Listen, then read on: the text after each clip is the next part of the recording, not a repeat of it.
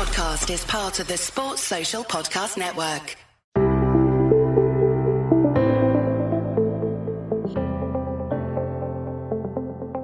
Hello and welcome to the Paddock and the Pavilion with me, your host, Stephen Wallace. After a couple of podcasts rounding up the Men's Cricket World Cup, on today's show we are going back to the 1950s with cricket writer Mike Thompson. Mike has just written a book about the cricketing career of Mike Smith, the Last Corinthian, more commonly known in cricket as MJK Smith. In the first of two parts, Mike chats about MJK's early career, including stories of the many characters who played with Mike at Warwickshire County Cricket Club.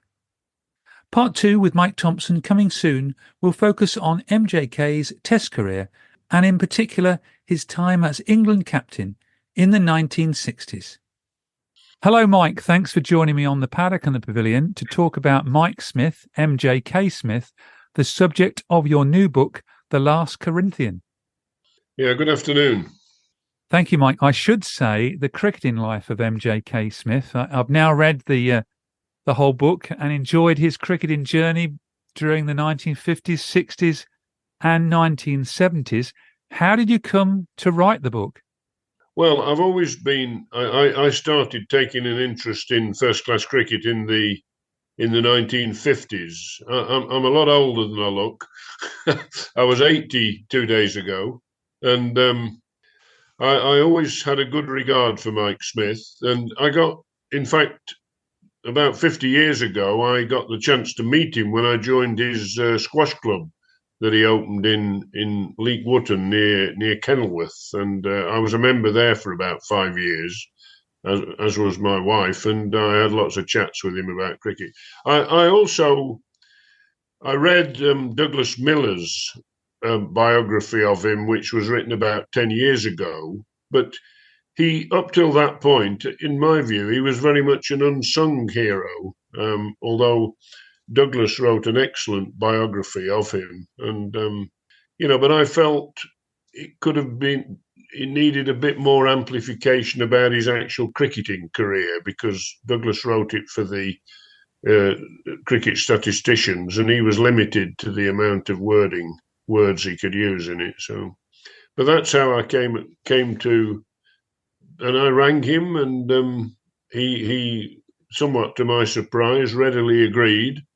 I think the fact I'd been a member of his squash club before helped, and I went up to see him at his flat in Warwick and stayed there a couple of nights, and he very kindly also introduced me to a lot of his teammates who are still alive, people like Dennis Amiss, Jim Stewart, A.C. Smith, Alan Smith, who took over the captaincy from him after he resigned, also David Brown, and last but not least Bob Barber, who's also been very helpful. I had meetings with with 6 of his former teammates, and they were all I was well received, and they were all very, very helpful.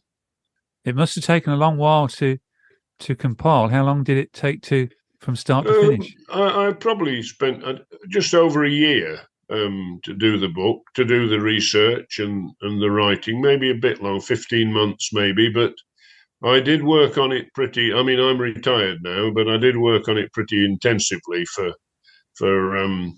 during 2022. I spent a lot of my time doing the research and writing it up. But I have to say, it was very enjoyable because I got to talk to a lot of other former Test players as well, people like Jeff Boycott, Peter Parfitt, Robin Hobbs, about even people like Subba Rao and Mickey Stewart, who are both older. Mike's 90 now, but they're both older than Mike. He's the third oldest living Test player. Well, thanks for that, Mike. I'd like in this podcast to find out more about Mike through his long cricketing career.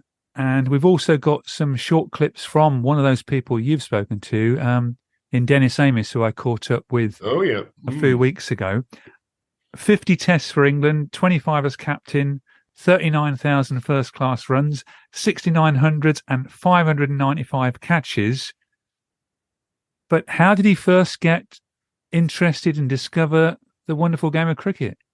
Well, he was born in a village in Leicestershire, a small village in Leicestershire. And when he was, I think at the age of 10, his parents sent him to Stamford School, which was a private school.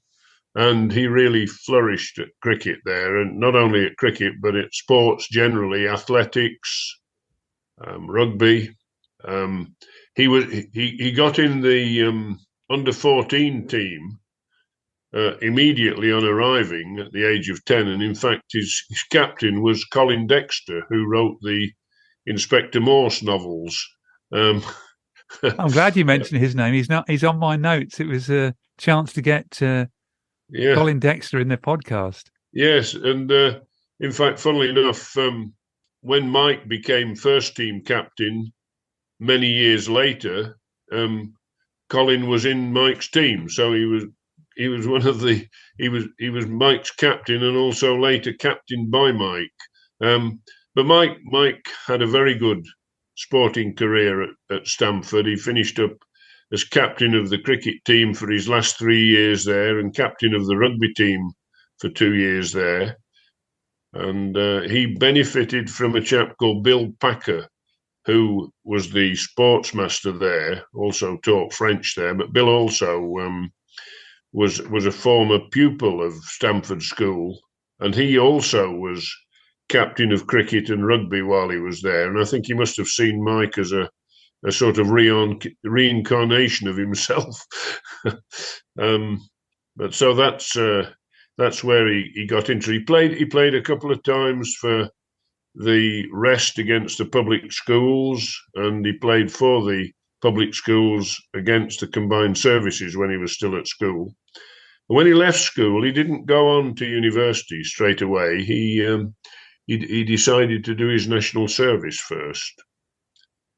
And then I read that he played his first class game for Leicestershire in 1951. Well, that's right. That was just after he'd left school, actually. When he was still during the summer holidays, he did. It didn't go all that well. He got a duck. I think it was against Northants, and he got a duck.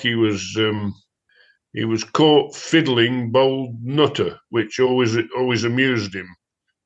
Although it was no disgrace, really. I mean, Bert Nutter was a very good fast bowler. He'd previously played for Lancashire. He actually joined Lancashire on the same day as Cyril Washbrook in 1935. But he moved to Northants, and he actually got 5 wickets against the touring Australians in I think either 1948 or 1953. So, and he didn't do very well in the second innings. In fact, he also had a match against Derbyshire. Was out twice in that match. I think he got 5 runs during the season for 4 times out. So his average was 1.33, I think.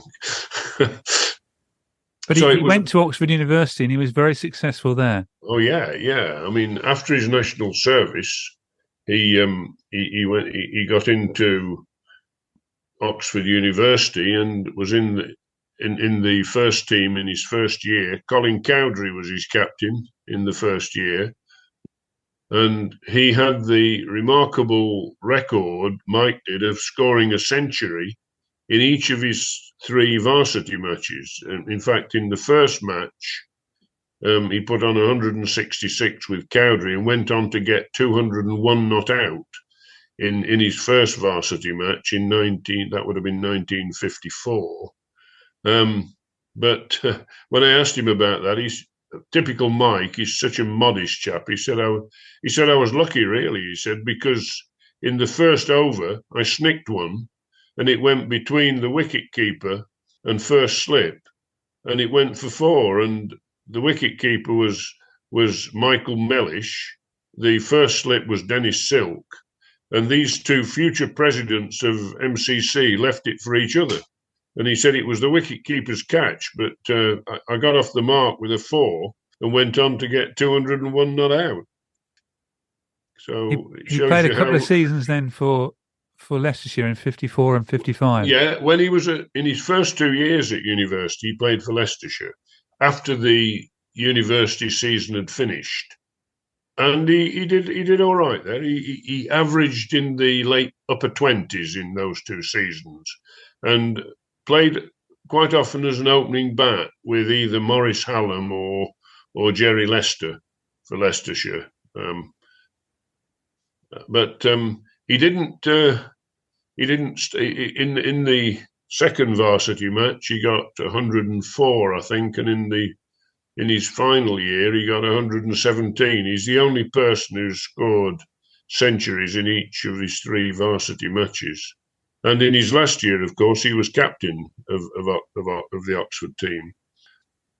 But he didn't play for Leicestershire in his final year because after the second year, he was offered the captaincy of Warwickshire, which, after some thought and soul searching, he decided to accept.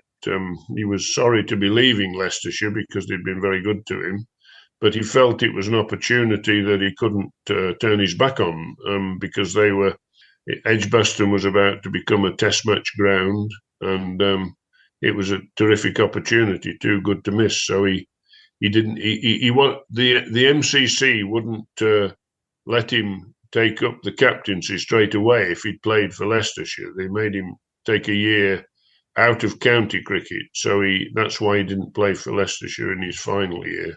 He was very young to be captain of 23, Warwickshire. Yeah, at the age of 23, indeed. And he captained Warwickshire for 11 years, from 57 till the end of 1967, when he handed over to Alan Smith, AC Smith. He must have had quite a lot of older players he did, in the team when he took over. He did, and he said he had people like Dick Spooner, Townsend. Both of them were from the northeast. They were quite hard-bitten guys. The opening bat, Fred Gardner, the opening bat, and a couple of others as well. He said, but they never gave me a moment's bother. He said they obviously he did well. I mean, himself, so they were pleased to have him for his batting. And he also had Eric Hollies. Eric Hollies for Don Bradman. Yeah, the guy who ruined Bradman's average. Eric Hollies, Tom Dollery had captained Warwickshire to the championship in 1951. He retired, and Hollies was asked to captain for a year. He was a very reluctant captain, Eric Hollies. He didn't really want to do the job, but he was the best choice, and he captained for 1 year. And when Mike took over, he played for Mike for 1 year, but then he retired himself. But Mike wished, one of Mike's great regrets was he didn't have Eric for longer, because he was a fantastic bowler. And not only a fantastic bowler, a terrific character for team morale. Everybody loved Eric, the crowd, the opponents. He was quite a joker, was Eric. According to Dennis Amiss, he once he'd bowled about 30 overs in one match, and the captain asked him to come on and bowl again, and he rode onto the field on a bike borrowed from the groundsman. And he used to sneak into the opposition dressing room sometimes unobserved and listen to what the tactics they were talking. Eric did, and then he'd reveal his presence and say, "You can say what you like, you won't win." And then he'd leave the dressing room under a shower of boots and stuff thrown at him. But he was a great joker, was Eric. He wrote his biography is called "I'll Spin You a Tale," which is a very good read, actually. And in that, he was, when he was in Australia on tour, he wasn't a very good fielder. He was quite a big chap, and he was fielding in. He lumbered to the boundary after about 5 fours without without being able to cut them off. And some wag in the crowd, obviously somebody from Birmingham, shouted, "Don't they bury the dead in Birmingham these days, Eric?" And Hollies, quick as a flash, turned round. He says, "No," he said, "they stuff them and send them out to Australia." He's a character, was Eric, and Mike. Mike says he also thinks he would have been fantastic in limited over cricket, which didn't take place until well after Hollies had retired. Is captaincy something that Mike always aspired to? I mean, he started very young. Mike is. I think he enjoyed captaining the side. I don't think he particularly sought it, but I think he enjoyed captaining, and he's regarded as a fantastic captain. Certainly in terms of the way that he treated players. I mean, I'll just, if I can, just read you a bit from Jim Stewart, who says, "It was as a captain that Mike really excelled. He was an inspiring leader who allowed the bowlers to set their own fields, never criticised fielders for drop catches or berated batsmen for getting out cheaply. And he never made excuses for his own failures. The only things he insisted on were fitness, effort and good behaviour. He always played to win, but never unfairly. His calmness under pressure, modesty and good humour earned him the affection and respect of teammates and opponents alike. Mike treated everybody as equals, and under his leadership, we were a very happy band. I will forever remember a dressing room that was full of laughter, fun and optimism." You can't say much better than that, can you? No. I mean, Jim's a fantastic character. He's 90 next year. He played for Warwickshire from 1952 to 1969. And at one point, he had the record, Jim did, for the most number of sixes in a match. He scored 17 sixes at Blackpool in 1959. He got 155 in the first innings and 125 in the second innings. And that was 1959 was his annus mirabilis, really. And he's a terrific bloke, Jim. He's given me a lot of help with them. Why? If you have T-Mobile 5G home internet, you might be hearing this a lot. Why? Every time your internet slows down during the busiest hours. Why? Because your network gives priority to cell phone users. Why? Good question. Why not switch to Cox Internet with 2 times faster download speeds than T-Mobile 5G home internet during peak hours? Okay. Stop the whys and visit cox.com/5G home for details. T-Mobile prioritizes certain T-Mobile phone users over home internet users during times of congestion. He made me laugh when he told me about his debut because he was playing against Glamorgan and he was 20. It would have been probably about 1958, I would think, or 56 maybe. And he said Wilf Wooler was captain of Glamorgan. Wilf Wooler was a really fearsome character, a bit of a bully, a Welsh rugby international. And there was a left-arm spinner called Willie Jones bowling at the time. And when Jim went into bat, Wilf said to Willie Jones, he said, if you give him a single to get off the mark, you'll be on the next train back to Cardiff. They were playing at Edgbaston. And Jim said, Willie actually gave me a single to get off the mark, a full toss on the leg side, he said. And he said, according to Jim, Wilf carried out his threat and put him back on a train to Cardiff. And he said, and later in that innings, he said, I really got hold of one. I creamed one. Wilf was fielding at mid-on, and it hit him on the chest, on the shoulder, before he had his chance to get his hands to it. Jim said, I made the mistake of asking him if he was all right. He said, of course I'm bloody all right. He said, hit another bugger like that and I'll catch you. Let's hear then from Dennis Amiss for his thoughts on Mike as a captain. A very good, very astute, and he was prepared to lose a match to win a match. he was quite generous, and I could give you lots of stories when he left us. It was so many an hour in those days, and 65 an hour. And Cartwright, Bannister, and Brown were moaning that they got to go out against Roy Marshall. And if Roy Marshall got in, they'd win with half an hour to spare, and then they did. But the following year, same situation. Roy Marshall got out, and it fizzled out into a draw. So, but he was good at manipulating the bowlers and everything. But sometimes, Cartwright, Bannister, and Brown, they were very experienced. They didn't like coming back once the spin had been on. Then the seamers had to come back and control it again. Sometimes that didn't always happen. But we had some great games of cricket. And as I say, he was prepared to lose a match to win one. Well, thanks to Dennis for his opinion of Mike as a captain. And Mike, there's an amusing story about Dennis when he was playing as a 17-year-old in 1960, a game which Mike was captain. Yes. I think this is the one where it turned out, Mike has always been quite absent-minded, and it turned out at one point there were 12 players on the field. And I think it was Jim Stewart who called out to Mike and said, "We've got 12 on the field."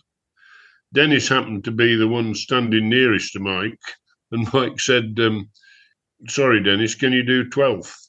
And I think this would have been Dennis's debut for Warwickshire, and he had to wait a lot longer to make his debut. And in fact, when he made his debut, this was against Middlesex, and I think he was due to go in at number 6, and I can't remember who the two players were, but I think it was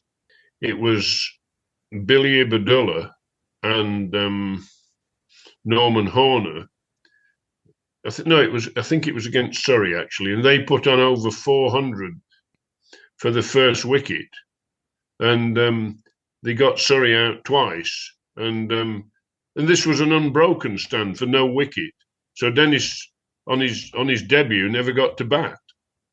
Dennis had joined Edgbaston, I think, at about the age of 16, and he was coached by two very famous Warwickshire coaches, Tiger Smith, who lived into his 90s and was a legend at Warwickshire. He'd actually played for England as wicketkeeper before the First World War.